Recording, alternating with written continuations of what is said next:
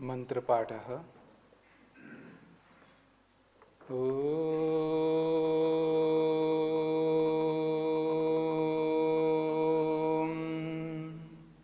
सहना भवतु सहनौ भुनक्तु सह वीर्यं करवावहै तेजस्विनावधीतमस्तु मा विद्विषावहै। ॐ शान्तिः शान्तिः शान्तिः।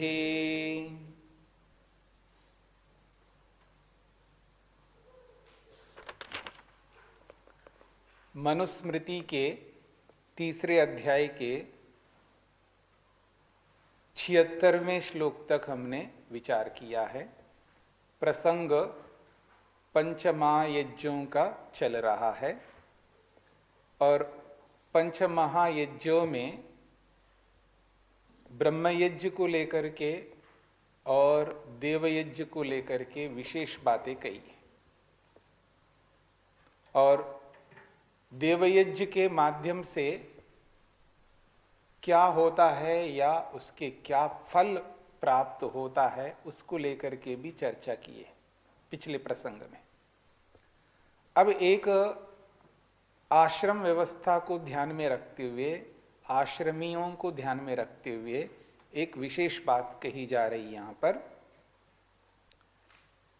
गृहस्थ आश्रम को लेकर के बात कही जा रही है, या ये भी मैं कह सकता हूं गृहस्थ आश्रम की महत्ता को यहां पर बताया जा रहा है। 77वां श्लोक है, यथा वायुं समाश्रित्य वर्तन्ते सर्वजन्तवः तथा गृहस्थमाश्रित्य वर्तन्ते सर्व आश्रमाः। तो कहते हैं यथा वायुं समाश्रित्य वर्तन्ते सर्वजन्तवः तथा गृहस्थम आश्रित्य वर्तन्ते सर्वे आश्रमाः। तो कहा जा रहा है कि जिस प्रकार से समस्त प्राणी, कोई एक ऐसा प्राणी नहीं है जो वायु का सहारा नहीं लेता हो, ये सब हमें पता है अच्छी तरह। कहते हैं सर्व जंतव, समस्त प्राणी। जंतु शब्द जो है प्राणीवाची है। जंतु का मतलब यहां पर पशु नहीं है, प्राणी। प्राणी चाहे वो मनुष्य हो, चाहे वो पशु हो, चाहे वो पक्षी हो, कोई भी। जंतु शब्द यहां प्राणीवाची है। प्राणों को धारण करने वाला जो कोई भी हो उसको जंतु कहते हैं। तो मैं आपको जंतु कह सकता हूं, ठीक है जी। किसी को भी जंतु कह सकता हूं क्योंकि जंतु का अर्थ यहां पर प्राणी है। तो आप प्राणी हैं, प्राणों को धारण करते हैं, इसलिए आप जंतु हैं। तो कहा जा रहा है सर्व जंतवा, समस्त प्राणी जिस प्रकार से यथा वायुम समाश्रित्य वर्तन्ते, वायु का सहारा लेकर के जीवित रहते हैं। वायु के बिना कोई भी प्राणी जीवित नहीं रह सकता। तथा ठीक उसी प्रकार से सर्वे आश्रमाः, सभी आश्रम। सभी का मतलब है 4 आश्रमों में से ब्रह्मचर्य आश्रम, वानप्रस्थ आश्रम और संन्यास आश्रम, ये है सर्वे आश्रमाः, तीनों आश्रम। गृहस्थम आश्रित्य वर्तन्ते, गृहस्थ का सहारा लेकर के विराजमान होते हैं। यानी तीनों आश्रमों का सहारा गृहस्थ आश्रम है, ये इसका अभिप्राय है। यानी ब्रह्मचर्य आश्रम में रहने वाले जितने भी ब्रह्मचारी हैं उनका उत्तरदायित्व, वानप्रस्थों का भी उत्तरदायित्व और सन्यासियों का भी उत्तरदायित्व निभाते हैं गृहस्थ आश्रमी। गृहस्थ में रहने वाले वो पोषक हैं, पालक है। जैसे माता पिता बच्चों का पालन पोषण करते हैं, हर प्रकार का ध्यान रखते हैं, वैसा ही गृहस्थों को ब्रह्मचारियों का, वानप्रस्थियों का और सन्यासियों का, इन तीनों आश्रम वासियों का लालन पालन पोषण सब कुछ, उनको जो चाहिए वो सब करने वाले जब बनेंगे, तब वो गृहस्थ आश्रम जो है बहुत बड़ा आधार माना जाएगा। केवल मैं गृहस्थ हूं इसलिए मैं आधार हूं, ऐसा कोई नहीं कह सकता। वो तभी कह सकता है जब इन तीनों का वो पालन करे। स्पष्ट हो रहा है जी? तो इसलिए वायु जिस प्रकार से बहुत महत्वपूर्ण तत्व है, बिना वायु के कोई भी प्राणी नहीं कहलाएगा। यानी कितना बड़ा महत्व है वायु का, ठीक उसी प्रकार का महत्व यहां पर गृहस्थ आश्रम का है।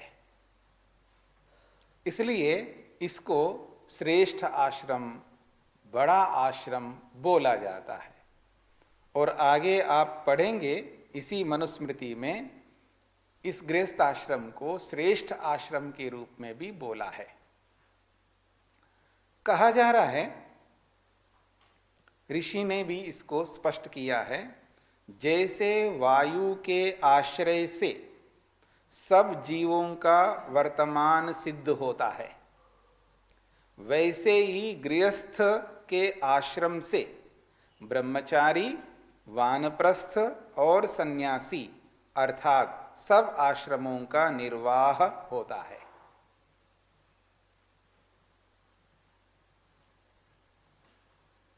इसीलिए कहा जा रहा है अगले श्लोक में, यस्मात् त्रयो अपि आश्रमिणो दानेनान्येन चान्वहम् गृहस्थेनैव धार्यन्ते तस्मात् ज्येष्ठाश्रमो गृही। यहां स्पष्ट कर दिया है मनुस्मृतिकार ने, गृही ज्येष्ठाश्रमः, गृहस्थी जो है श्रेष्ठ ज्येष्ठ आश्रमी है। वनी ज्येष्ठ का अर्थ होता है बड़ा, बड़ा व्यक्ति होता है। गृहस्थ कौन होता है? बड़ा होता है। क्यों बड़ा होता है? यस्मात्, क्योंकि त्रयः अपि आश्रमिणः, तीनों आश्रम में रहने वाले आश्रमियों को, यानी ब्रह्मचारी, गृहस्थ, ब्रह्मचारी, वानप्रस्थ और सन्यासी, इन तीनों को दानेना, दान दे करके, अन्नेना, अन्न दे करके उनका पालन पोषण करता है। और वो भी कैसे? अन्वहम, अन्वहम का मतलब प्रतिदिन, कभी साल में एक बार, 6 महीने में एक बार, हाँ, कभी होगा कई साल में एक बार, वो नहीं चल रहा है यहां पर। अन्वहम का मतलब प्रतिदिन, प्रतिदिन जो है वो इन तीनों आश्रमों को दान दे करके, अन्न दे करके उनका पालन पोषण करता है। इसलिए कहा गृहस्थेनैव धार्यन्ते, क्योंकि इन तीनों आश्रमियों को गृहस्थी व्यक्ति के द्वारा ही धारण किया जाता है। तस्मात्, इसी कारण से, अन्न के कारण से, दान के कारण से ज्येष्ठाश्रमः गृही, और गृहस्थी जो है वो ज्येष्ठ आश्रमी कहलाता है, बड़ा आश्रम कहलाता है। हेतु क्या है? अन्न, दान। क्योंकि उस अन्न से, दान से केवल रुपए नहीं होते हैं। दान से क्या होता है? मेरे वस्त्र समाप्त हो रहे जी, ये पुराने हो गए, अब नया चाहिए, किससे मांगूंगा? आप ही से तो मांगूंगा, गृहस्थियों से मांगूंगा। हाँ जी, मेरे को दिल्ली जाना है, टिकट चाहिए, किससे मांगूंगा? आपसे ही मांगूंगा ना।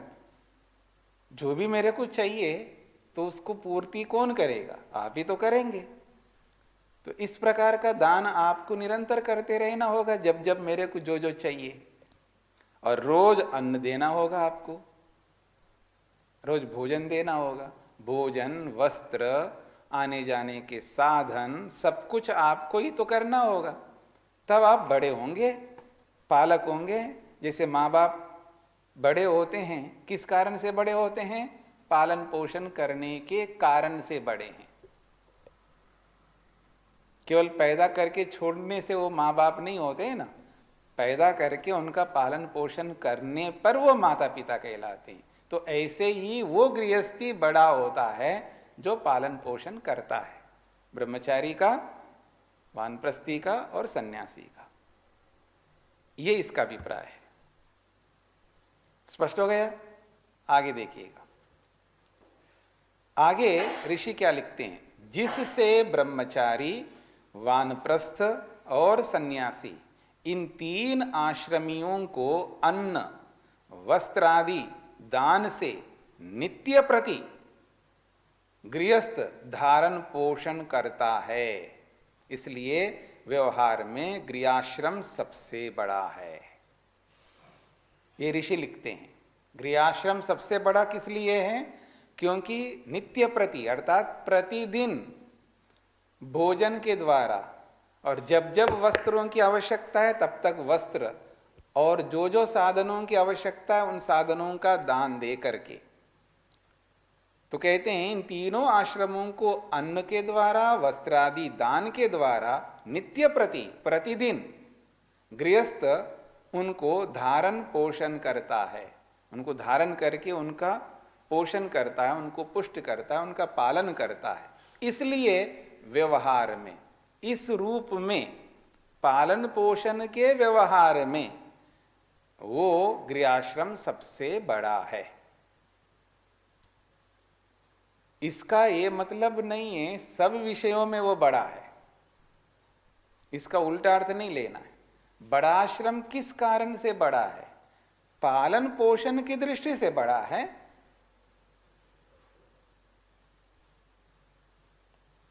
यदि सन्यास आश्रम है, सन्यास आश्रम में रहने वाले सन्यासी वो विद्या देता है, ज्ञान देता है, और वो ज्ञान देने के कारण से वो बहुत बड़ा माना जाता है, उसको ज्ञान देने से बड़ा है। सन्यास आश्रमी, सन्यास आश्रम सबसे बड़ा माना जाता है। किस कारण से बड़ा है? वो ज्ञान देने के कारण से। जो ज्ञान देगा तो बड़ा है, जो ज्ञान देता नहीं है तो बड़ा कैसे है?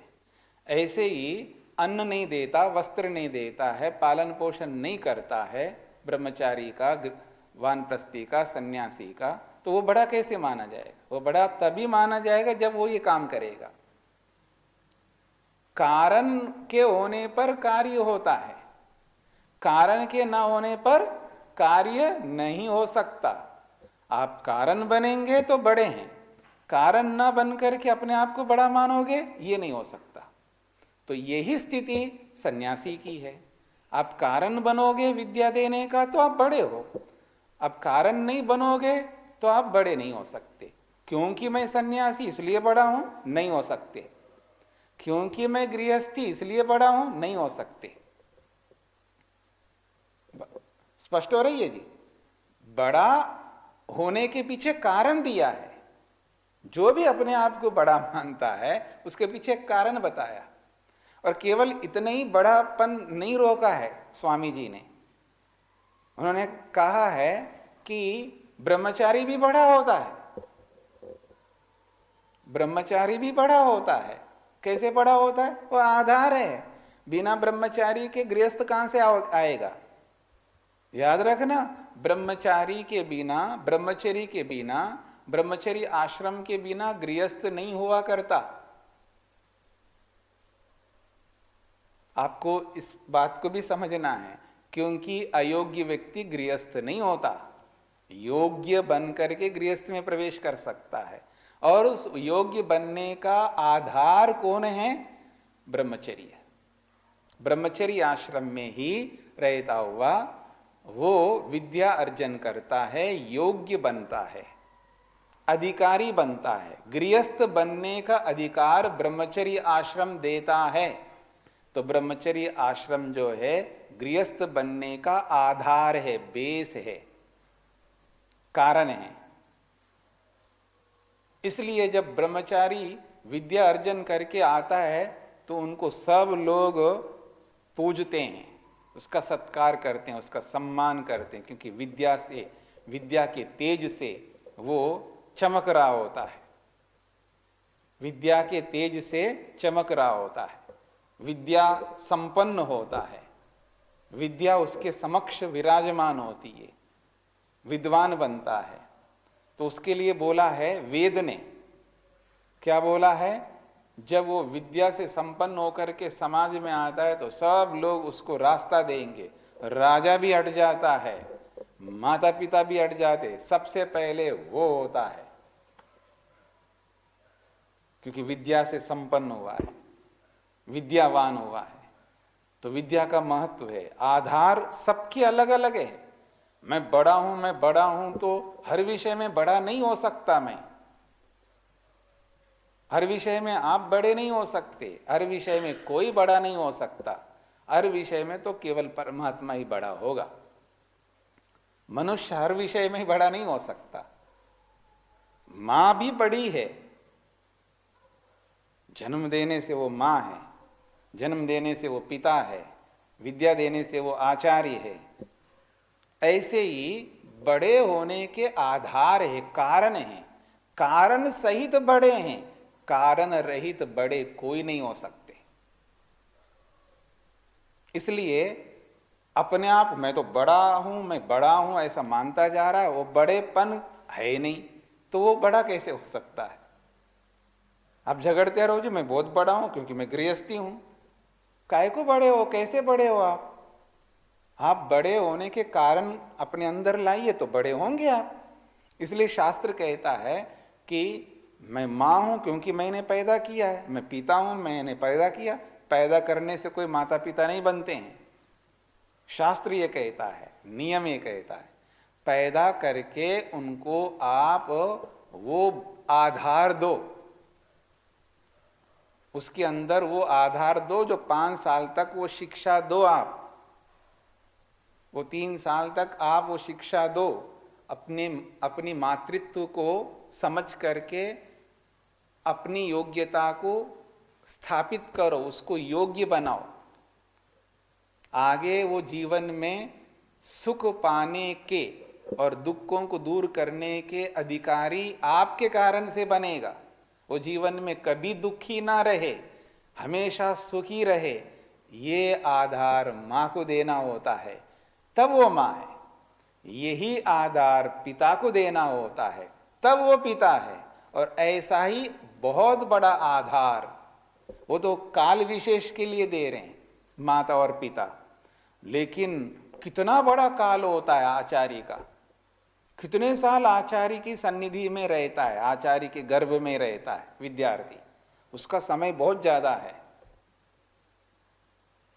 समझने का प्रयत्न करना। 5 वर्ष से लेकर 8 वर्ष तक माता पिता के पास रहता है, ठीक है ना। 48 साल में 8 साल निकाल दो, कितने साल, 40 साल। 36 साल में से 8 साल निकालो, कितने साल होंगे, 28 साल। ऐसे अधिक समय आचार्य के पास रहता है। और आप क्या कहते हो, पढ़ करके तो आएगा हमारे पास, वो आएगा तो आप जाओगे। पढ़ करके जब वो घर आएगा, स्नातक बन करके आएगा, तो उनके साथ 1-2 साल से ज्यादा नहीं रह सकते आप। हाँ याद रखना, क्योंकि आपको वानप्रस्थ लेकर के आपको बाहर निकलना होगा। पुत्र घर में आएगा तो माता पिता बाहर निकलते हैं वानप्रस्थ के लिए, तो आपके साथ बहुत कम रहेगा आपके बच्चे, याद रखना। समझ रहे हो मेरी बात को, ये नियम है। तो सबसे ज्यादा किसके पास रहते हैं, आचार्य के पास में रहते हैं। और वो आचार्य क्यों आचार्य है, क्यों बड़ा हो, क्योंकि विद्या देता है, कारण सहित बड़ा होता है कोई भी, चाहे वो माता हो, चाहे वो पिता हो, चाहे वो आचार्य हो, चाहे वो ब्रह्मचारी हो, चाहे वो गृहस्थी हो, चाहे वो सन्यासी हो, चाहे वो ब्राह्मण हो, चाहे वो क्षत्रिय हो, चाहे वैश्य हो, चाहे वो शूद्र हो। शूद्र भी बहुत बड़ा होता है, उसके कारण से सारे काम चलते हैं। थोड़ी देर के लिए उसको हटा करके देखो, फिर पता लगेगा हमारा जीना कैसा होगा। जितने भी कार्य करने वाले, ये दुनिया जो चल रही ना, कार्य करने वालों के कारण से, व्यवस्था करने वालों के कारण से है। और व्यवस्था करने वाले व्यवस्था बंद कर दे तो बहुत मुश्किल हो जाएगा। उनके सहारे से हम जी रहे हैं। तो हम सब सामाजिक प्राणी होने के नाते एक श्रृंखला बनी हुई है, एक कड़ी की तरह हम लोग सब एक दूसरे से जुड़े हुए हैं। जिस जिस विषय से संबंधित जो जो आएगा वही बड़ा होगा। सब बड़े हैं, सब छोटे हैं, सब बड़े भी हैं और सब छोटे भी हैं। बड़ापन भी है और छोटापन भी है। सब में बड़ापन है और सब में छोटापन है। ये दो धर्म हैं और ये दो धर्म धर्मी में रहते हैं, ये दो गुण गुणी में रहते हैं। तो ऐसा कोई मनुष्य नहीं है जिसमें छोटापन ना हो और बड़ापन ना हो। तो आप बड़े भी हैं, छोटे भी हैं, इसलिए परेशान क्यों होते हो? जब मैं आपको छोटा बोलता हूं तो आप परेशान नहीं होना। कभी आप मेरे को भी छोटा बोलोगे, इसलिए चिंता क्यों करते हो आप? किसी विषय में आप छोटे हो सकते हैं, किसी विषय में कोई बड़ा हो सकता है। तो ऐसे हर आश्रम बड़ा है, हर आश्रम छोटा है। वो अपेक्षा से है, क्योंकि सबके बिना काम नहीं चल सकता है। तो यहां गृहस्थी को बड़ा माना है तो उसका कारण बताया है, किस कारण से वो बड़ा है। स्पष्ट हो रहा है जी आप लोगों को? तो कहीं संन्यास आश्रम को बड़ा माना है क्योंकि उसके पीछे भी कारण बताया क्यों बड़ा है।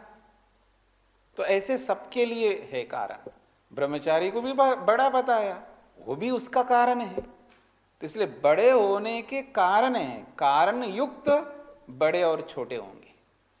कारण रहित ना कोई बड़ा है ना कोई छोटा है। कारण रहित ना बड़ा है ना छोटा का मतलब है सब हम मनुष्य हैं, एक समान है। आत्मा जो है सब एक जैसे हैं। तो कौन बड़ा कौन छोटा है जी? सब एक समान है। लेकिन उसके पीछे जब विशेषताएं जोड़ोगे आप, उन विशेषताओं के कारण से बड़े छोटे बनते हैं। और उन विशेषताओं को हटा करके आप देखोगे जी मैं बड़ा हूं, मैं बड़ा हूं। किस कारण से बड़े हो आप? कोई भी हो आप ब्रह्मचारी हो, चाहे आप सन्यासी हो, आप गृहस्थी हो, चाहे आप ब्राह्मण हो, चाहे आप क्षत्रिय हो, चाहे आप वैश्य हो, चाहे आप शूद्र हो, चाहे आप कोई भी हो। इसका अर्थ यह है कि यहां पर जो बात कही जा रही, जिस परिप्रेक्ष्य में बात कही जा रही है, उसी परिप्रेक्ष्य में उस अर्थ को हमें लेना होता है। ये इसका अभिप्राय है। तो चलें जी हम आगे बढ़ते हैं। तो अगला श्लोक देखिएगा। कहते हैं ससंधार्यः प्रयत्नेन स्वर्गम अक्षयमिच्छता सुखम चेहेच्छता नित्यम यो धार्यो दुर्बलेन्द्रियै। बहुत महत्वपूर्ण बात कही जा रही है। सह संधार्यः प्रयत्नेन स्वर्गम अक्षयम इच्छता सुखम च इह इच्छता नित्यम यह अधार्यः दुर्बलेन्द्रियै। कहते हैं यह कोई भी व्यक्ति कैसा है? दुर्बल इंद्रियई, दुर्बल इंद्रियों से। अब यहां कोई भी का तो कोई भी नहीं, प्रसंग तो गृहस्थी का चल रहा है। तो गृहस्थी के साथ अगर जोड़ करके देखें तो स्पष्ट हो जाएगा, क्योंकि प्रसंग गृहस्थी का बताया, गृहस्थ बड़ा होता है। उसी गृहस्थ के साथ हमको यह शब्द को जोड़ना है, यानी यह वह कौन। इससे पहले जो संज्ञा आती है उसके बाद अगर सर्वनाम आता है तो वो सर्वनाम सीधा उस संज्ञा के साथ जाकर के जुड़ जाता है। एक नियम है भाषा विज्ञान का।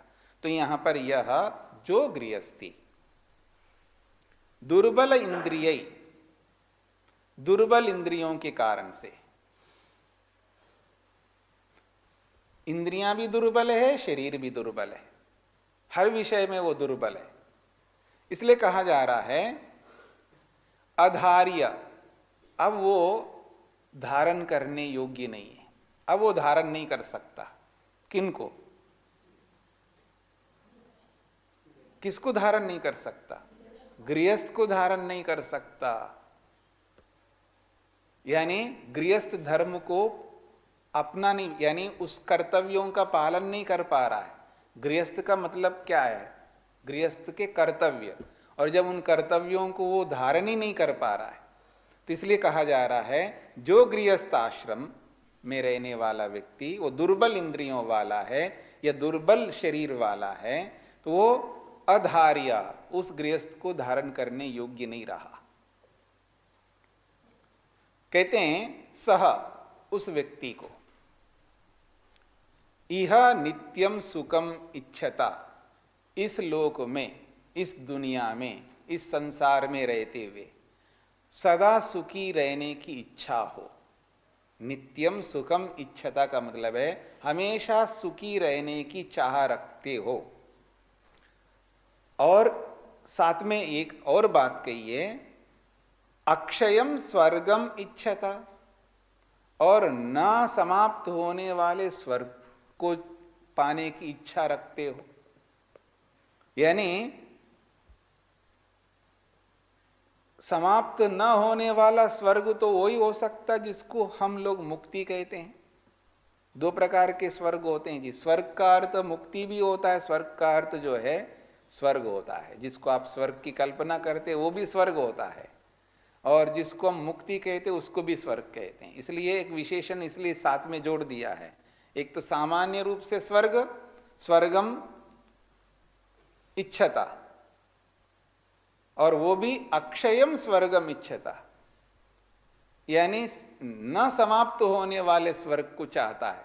तो न समाप्त होने वाला स्वर्ग तो मुक्ति हो सकता है, और समाप्त होने वाला स्वर्ग क्या होता है जी?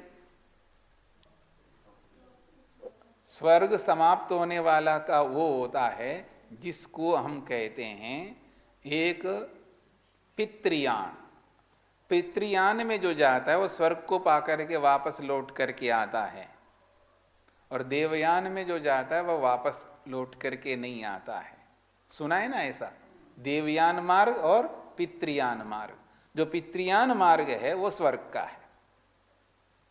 स्वर्ग चाहते हो तो अग्निहोत्र किया करो, स्वर्ग कामो यजेता। तो वो जो स्वर्ग है वो स्वर्ग दो प्रकार का है।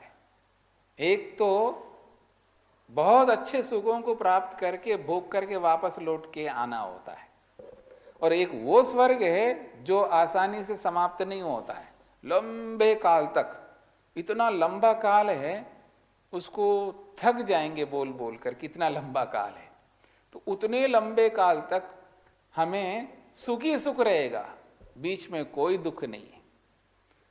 ये कोई 100 साल का नहीं है, 1000 साल का नहीं है, लाख साल का नहीं है, करोड़ साल का नहीं है, अरबों सालों का है, खरबों सालों का है।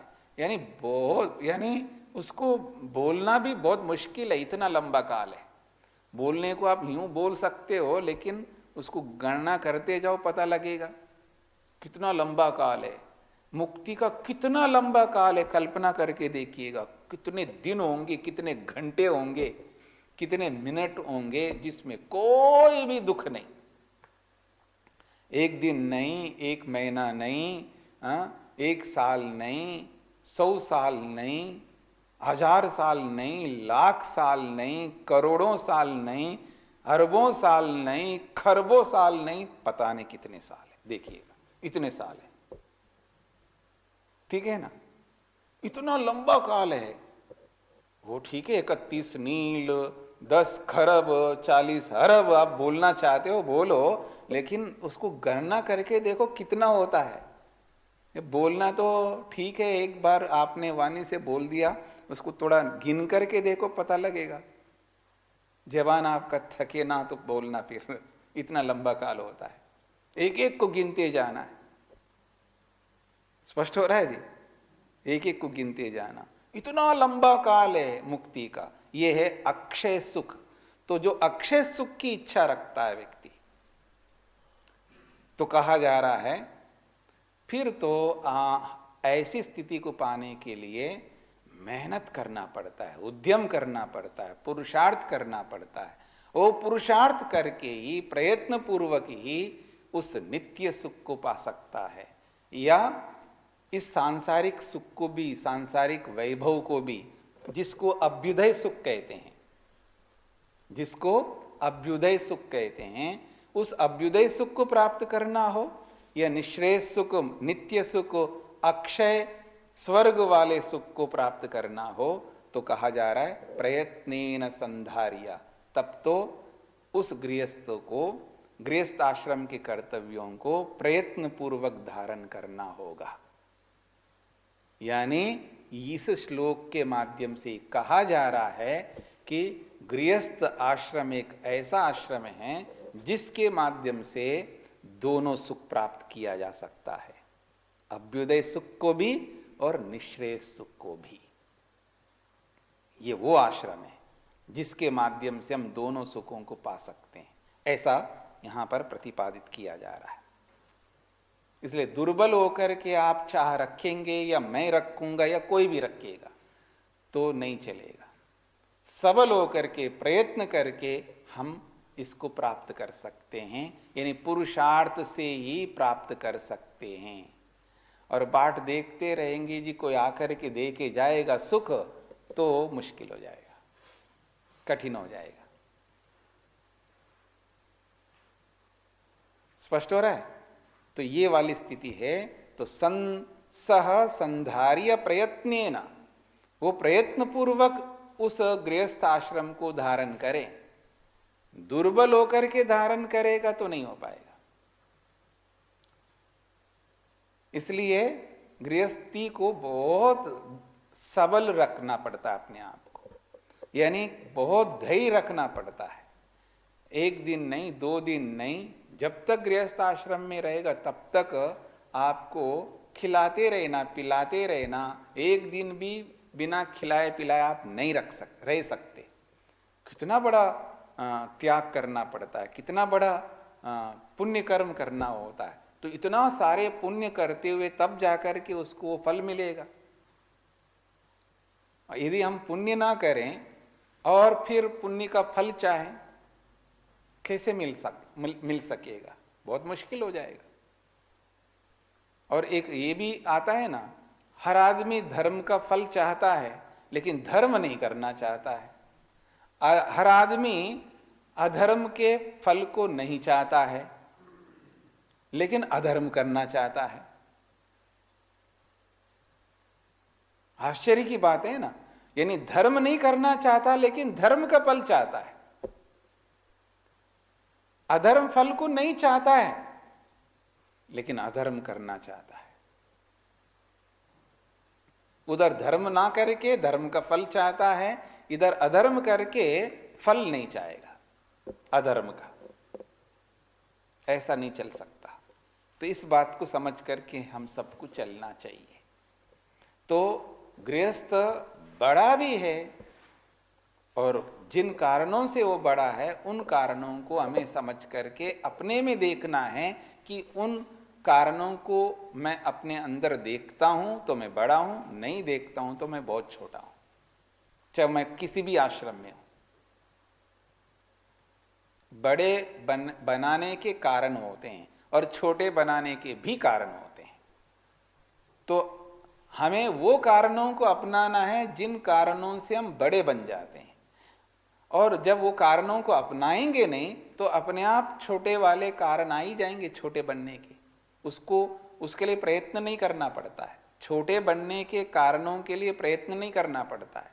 जब बड़े बनने के कारणों को नहीं लाएंगे तो अपने आप छोटे बन जाएंगे। धर्म नहीं कर रहे हैं तो समझ लेना वो अधर्म ही कर रहा है। और जब तक ये बात दिमाग में नहीं बैठेगी तब तक वो समझ नहीं पाएगा। यदि वो धर्म कार्य नहीं कर रहा है तो समझ लेना वो अधर्म कार्य ही कर रहा है। खाली नहीं रह सकता, बिना कर्म किए नहीं रह सकता। कर्म कर रहा है लेकिन धर्म नहीं कर रहा है तो फिर क्या कर रहा है? अधर्म ही माना जाएगा। तो इस तरह हम समझ करके चलेंगे तो अधर्म से बचे रहेंगे और धर्म करते हुए हम अपने आप को बड़े बना सकते हैं। क्योंकि वेद कहता है अपने आप को बड़ा बनाओ। ठीक है जी, वेद के अनुसार, वेद के आदेश के अनुसार, वेद की विधि के अनुसार, उस विधान के अनुसार हमको चलना है।